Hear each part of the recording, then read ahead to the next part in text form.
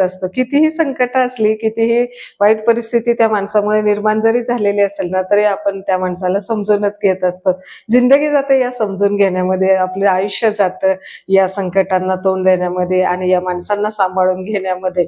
परंतु माणसं काही सुधरत नसतात, माणसं आपली नसतात, माणसांना आपली किंमत नसते, माणसांना काही घेणं-देणं नसतं आपल्या दुःखांशी, संकटांशी. सुखाचे सारे सोबती असतात तुमच्या संकट काळामध्ये, सगळे दूर जातात, सगळे दुरावतात, कोणी आपलं नसतं. नातं-बितं पार विसरून जातात लोकं. आपण जे धरून ठेवलेलं असतं, आपण जे जोडून ठेवलेलं असतं, आपण जे स्वीकारलेलं असतं, आपण त्यांना आपल्या आयुष्यामध्ये एक स्थान दिलेलं असतं, एक मान, सन्मान सारं काही दिलेलं असतं आणि आपलं समजलेलं असतं. परंतु दुनिया इतकी सहज, साधी, भोळी नसते.